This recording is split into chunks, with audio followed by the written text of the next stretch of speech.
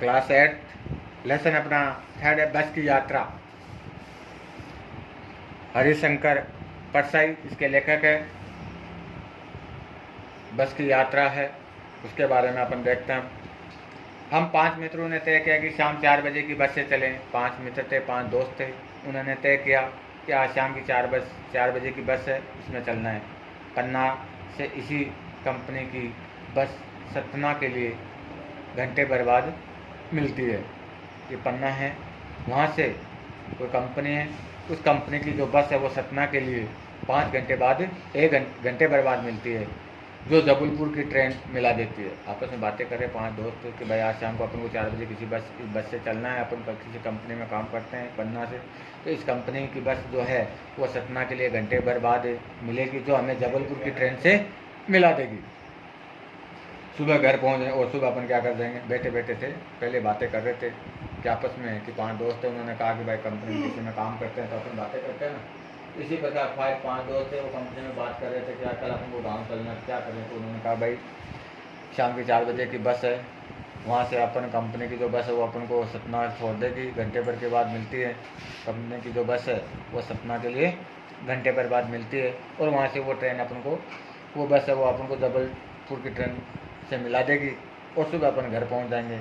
हमें से 2 की सुबह काम पर हाजिर होना था, इसलिए वापसी का यही रास्ता अपनाना ज़रूरी था। अब हमें से उन 2 को तो वापस काम पे आना था, हाजिर होना था, इसलिए वापसी का भी यही रास्ता अपनाना ज़रूरी था।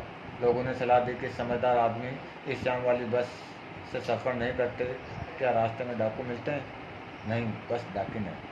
अब वो क्या आपस में थे, चर्चाएँ ऐसी हो रही थी, तो उन्होंने कहा भाई शाम रात का सफ़र जोखिम रहता है। क्यों? ये शाम की बात, ये शाम की कितने बजे की? वो कह रहे हैं भाई शाम की 4 बजे की बस है, तो अपन को जब ये घंटे भर बाद में आएगी, उसके बाद हम उस बस ये सतना के लिए जाएगी, वहाँ से अपन को ये जबलपुर की ट्रेन मिलाएगी, तो इसमें काफ़ी टाइम हो जाएगा। तो वो फिर कह रहे थे कि रात को फिर वापस इसी रास्ते से वापस आना है। 2 व्यक्ति कह रहे हैं कि हमारे को इस रास्ते से वापस आना है सुबह काम पर। तो लोगों में से सलाह दी कि समझदार आदमी इस शाम वाली बस से सफ़र नहीं करते। कुछ उनमें से लोग थे, उन्होंने सलाह दी, वहाँ के लोग थे, उन्होंने सलाह दी कि भाई समझदार आदमी ने कहा कि शाम वाली बस से सफ़र नहीं करते, क्योंकि रास्ते में डाकू मिलते हैं क्या? किसी ने कहा नहीं, तो बस डाकिन है। बस को देखा तो सरदा उम्र बड़ी खूब वयोवृद्धा थी, सदियों के अनुभव के निशान लिए हुए थी। लोग इसलिए इसे सफ़र नहीं करना चाहते थे। वृद्धावस्था में इसे कष्ट होगा, यही बस पूजा के योग्य थी, उस पर सवार कैसे हुआ जा सकता है। तो पन्ना जाने वाली जो शाम वाली जो 4 बजे की जो बस से यात्रा के लिए जब लेखक बस पर पहुंचा, तो उसकी दशा देखकर वह संशय में पड़ गया। अब बस की देखो, बस की दशा देख रहे हैं कि बस को देखा तो सरदा उम्र पड़ी, खूब योवट थी, सदियों के अनुभव के निशान लिए गए थी। लोग इसलिए इसे सफ़र नहीं करना चाहते थे कि वृद्धावस्था में इसे कष्ट होगा, यही बस पूजा के योग्य थी, उस पर सवार कैसे हुआ जा सकता था। तो जो पन्ना जाने वाली जो शाम की 4 बजे वाली जब बस थी, बस से यात्रा के लिए जब लेखक बस पर पहुंचा, तो उसकी दशा देखकर वह संशय में पड़ गया। अब पन्ना जाने वाली जो बस है, 4 बजे जब वो वहाँ पे गए, उस बस के पर बैठने के लिए लेखक गया, तो उन्होंने वहाँ पे पहुँचकर क्या देखा कि उसका दशा देखकर तो यही संशय में पड़ गया कि बस बहुत पुरानी थी, वह यात्रा करने लायक ही नहीं थी। कि बस तो बहुत पुरानी थी, खटारा थी, यात्रा करने के लायक नहीं थी। लेखक के मन में देखकर श्रद्धा का भाव उमड़ पड़ा। वयोवृद्ध लोगों के प्रति श्रद्धा और सम्मान दिखना सज्जनों का लक्षण होता है, कि उसको देखकर अब उसके लेखक के मन में याद आ गई कि श्रद्धा का भाव उमड़ गया कि बूढ़े अवस्था में, वृद्धावस्था में लोगों के प्रति श्रद्धा और सम्मान दिखाना सज्जनों का लक्षण होता है। बस के बाहरी और भीतरी रूप को देखकर लगता था जैसे कि वह सदियों पुरानी है। कि बस की बाहर और अंदर की जो कंडीशन वो है, वो देखकर लेखक को लग रहा था कि ये बहुत सदियों पुरानी बस है। अब उसकी समझ में आया कि समझदार लोग उस बस से क्यों सफ़र नहीं करना चाहते थे। एक बड़ी बूढ़ी बस पर सवारी करना असभ्यता ही मानी जाएगी। तब सब लोग, अब लेखक को समझ में आया कि क्यों नहीं वो लोग इस बस में सफ़र नहीं करना चाहते थे, क्योंकि वो एक खटारा थी, बहुत पुरानी थी। तो एक बड़ी बूढ़ी बस पर सवारी करना असभ्यता ही मानी जाएगी। लेखक को लगा कि वह बस अब एक जगह खड़ी कर दी जानी चाहिए। लोग उस प्राचीन बस का दर्शन करने को आते हैं, आते रहे। लेखक उससे यात्रा करने का साहस नहीं जुटा पा रहा था। लेखक को भी लग रहा था कि वह बस एक जगह इसको खड़ी कर दी जानी चाहिए अभी, और लोग उस प्राचीन बस के बस सिर्फ दर्शन करने के लिए आते रहे। लेखक उसे यात्रा करने का साहस नहीं जुटा पा रहा था, और इसमें लेखक भी यात्रा करने का साहस से नहीं जुटा पा रहा था। बस कंपनी के एक हिस्सेदार भी उसी बस से जा रहे थे। कंपनी का एक जो हिस्सेदार था वो भी उसी बस से जा रहे थे। हमने पूछा उनसे, ये बस चलती भी है? वे बोले, चलती क्यों नहीं है जी, अभी चलेगी। हमने कहा, वो तो हम भी देखना चाहते हैं, अपने आप चलती है ये? हाँ जी। और कैसे चलेगी? गजब हो गया, ऐसी बस अपने आप कैसे चलती है?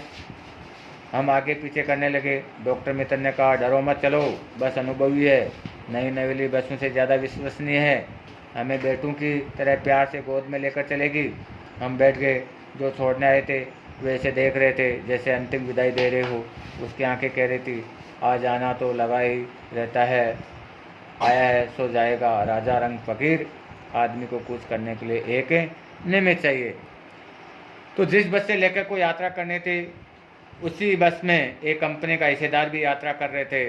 बस की जर्जर दशा को देखकर लेखक को विश्वास नहीं हो रहा था कि वह बस चलेगी या नहीं चलेगी। बस की दुर्दशा देखकर तो वो पहली बार लेखक यात्रा कर रहे थे, तो उनको नहीं लग रहा था कि यार ये बस चलेगी या नहीं चलेगी।